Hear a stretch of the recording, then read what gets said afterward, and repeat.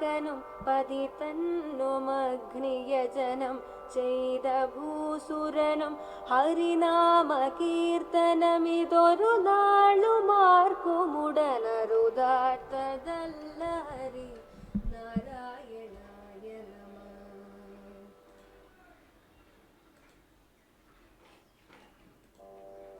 നാരായണായ നമ നാരായണായ നമ നാരായണായ നമ നാരായണായ നമ നാരായണ സകല സന്താപനാശനം ജഗന്നാഥ. ഹരിനാമ കീർത്തനം ശ്രീ ബാലകൃഷ്ണൻ നായർ സാർ എഴുതിയ ഓഡിയോ ബുക്കിൻ്റെ വ്യാഖ്യാനത്തിൻ്റെ ഓഡിയോ ബുക്ക് നമുക്ക് തുടർന്ന് കേൾക്കാം.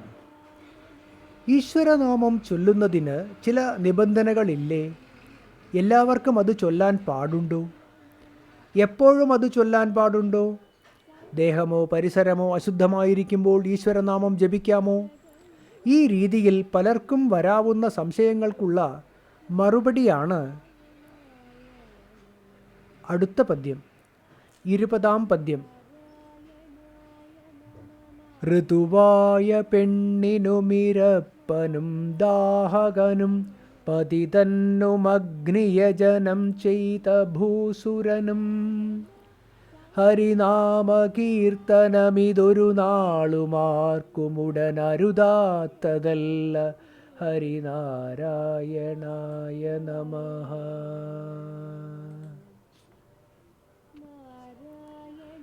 ഋതുവായ പെണ്ണിനും മാസമുറ ആചരിച്ച് പുറത്തു മാറിയ സ്ത്രീക്കും ഇരപ്പനും തെണ്ടി നടക്കുന്നവനും ദാഹകനും ചുടുകാട്ടിൽ ശവം ദഹിപ്പിക്കുന്ന ജോലിയിൽ ഏർപ്പെട്ടിരിക്കുന്നവനും പതിതന്നും സദാചാരഭ്രഷ്ടുമൂലം പതിച്ചുപോയവനും അഗ്നിയജനം ചെയ്ത ഭൂസുരനും യാഗാദി കർമ്മങ്ങൾ ചെയ്ത് ആഢ്യനായി കഴിയുന്ന ബ്രാഹ്മണനും ഹരിനാമ കീർത്തനമിത്, ഈ ഭഗവൻ നാമ സങ്കീർത്തനം ഒരു നാളും ആർക്കും ഒരിക്കലും ആർക്കും അരുതാത്തതല്ല, നിഷേധിക്കപ്പെട്ടതല്ല. ഹരിനാരായണായ നമഃ. ഹരിനാരായണന് നമസ്കാരം. മാസമുറ ആചരിച്ച് പുറത്തുമാറിയ സ്ത്രീക്കും തെണ്ടി നടക്കുന്നവനും ചുടുകാട്ടിൽ ശവം ദഹിപ്പിക്കുന്ന ജോലിയിൽ ഏർപ്പെട്ടിരിക്കുന്നവനും സദാചാരഭ്രഷ്ടുമൂലം പതിച്ചുപോയവനും യാഗാദി കർമ്മങ്ങൾ ചെയ്ത് ആഢ്യനായി കഴിയുന്ന ബ്രാഹ്മണനും എന്ന് വേണ്ട ആർക്കും ഒരിക്കലും ഈ ഭഗവൻ നാമ സങ്കീർത്തനം നിഷേധിക്കപ്പെട്ടിട്ടില്ല. ഹരിനാരായണന് നമസ്കാരം. നാമസങ്കീർത്തനത്തിനും ജ്ഞാനലാഭത്തിനും അധികാരി ഭേദമില്ല. വേദം ചിലർക്കൊക്കെ പഠിച്ചുകൂടെന്നും ഓങ്കാരം തുടങ്ങിയ മന്ത്രങ്ങൾ എല്ലാവർക്കും ഉച്ചരിക്കാൻ പാടില്ലെന്നും ഒക്കെ ഇടക്കാലത്ത് സ്ഥാപിത താൽപ്പര്യക്കാർ പല തെറ്റായ ധാരണകളും സമൂഹത്തിൽ പരത്താൻ ഇടയാക്കിയിട്ടുണ്ട്. ശ്രീ ചട്ടമ്പിസ്വാമി തിരുവിടുകൾ ശ്രുതിയെയും ഇതിഹാസ പുരാണങ്ങളെയും ആസ്പദമാക്കി ഇത്തരം ധാരണകളൊക്കെ അബദ്ധമാണെന്ന് പ്രമാണസഹിതം തെളിയിച്ചിട്ടുണ്ട്. വേദപഠനത്തിനോ ജ്ഞാനലാഭത്തിനോ ജന്മമൊരിക്കലും തടസ്സമല്ലെന്നും മനസ്സിന് പാകത വന്നാൽ ആർക്കും ജ്ഞാനോദയം സാധ്യമാണെന്നും അദ്ദേഹം സിദ്ധാന്തിക്കുന്നു. കൂടുതൽ അറിയണമെന്നുള്ളവർ സ്വാമി തിരുവടികളുടെ വേദാധികാര നിരൂപണം എന്ന ഗ്രന്ഥം വായിക്കേണ്ടതാണ്. സാംസ്കാരികമായി പാകത വന്നാൽ ഒരുവൻ എവിടെ ജനിച്ച ആളായാലും അയാൾക്കുണ്ടാകാവുന്ന ജ്ഞാനോദയത്തെ തടയാൻ ലോകത്ത് ഒരു ശക്തിക്കും സാധ്യമല്ലെന്ന് ശ്രീ ശങ്കര ഭഗവത് പാദർ ബ്രഹ്മസൂത്ര ഭാഷ്യത്തിലും വെളിപ്പെടുത്തിയിട്ടുണ്ട്.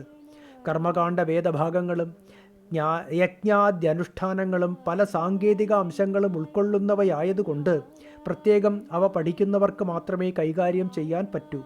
എന്നാൽ ഈ കർമ്മകാണ്ഡ വേദഭാഗങ്ങൾ ജ്ഞാനത്തിന് ആവശ്യമുള്ളവയേ അല്ല. അതുകൊണ്ടാണ് അവയെ മാറ്റിവെച്ചിട്ട് ജ്ഞാനം നേടാൻ ഭഗവാൻ ഗീതയിൽ അർജുനനോട് ആവശ്യപ്പെടുന്നത്. ജ്ഞാനലാഭത്തിന് ചിത്തശുദ്ധി മാത്രമേ വേണ്ടൂ. അത് നേടാനുള്ള എളുപ്പ വഴിയാണ് വസ്തുവിചാരത്തോടു കൂടിയ നാമസ്മരണം. ഒരിക്കൽ കൂടി വായിക്കാം. ജ്ഞാനലാഭത്തിന് ചിത്തശുദ്ധി മാത്രമേ വേണ്ടൂ. അത് നേടാനുള്ള എളുപ്പ വഴിയാണ് വസ്തുവിചാരത്തോടു കൂടിയ നാമസ്മരണം. നാമസ്മരണ കീർത്തനങ്ങൾ കൊണ്ട് പ്രധാനമായി സാധിക്കേണ്ടത് ചിത്തശുദ്ധിയാണ്. അക്കാരണത്താൽ തന്നെ അശുദ്ധിയുള്ളവരാണ് കൂടുതൽ നാമസ്മരണയിലും സങ്കീർത്തനത്തിലും മുഴുകേണ്ടതെന്ന് വന്നു ചേരുന്നുവല്ലോ.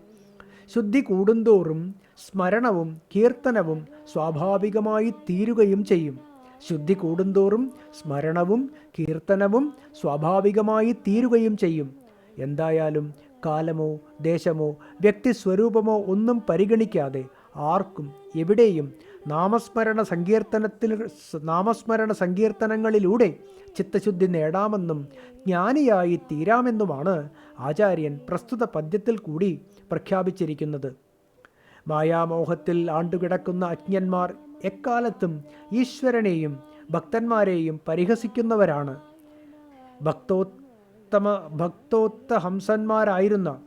ഭക്തോത്തംസന്മാരായിരുന്ന നമ്മുടെ കവിക്കു തന്നെ അത്തരം പരിഹാസ ശരങ്ങൾ ഒരുപക്ഷെ ഏൽക്കേണ്ടി വന്നിരിക്കാം.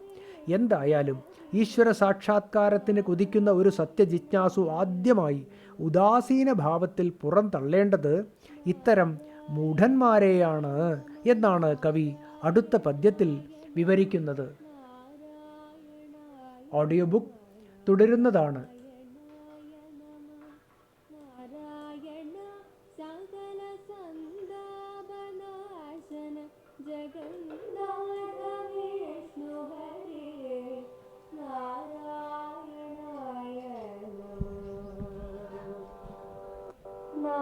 നാരായണായ നമ നാരായണായ നമ നാരായണായ നമ നാരായണായ നമ നാരായണ സകല സന്താപനാശന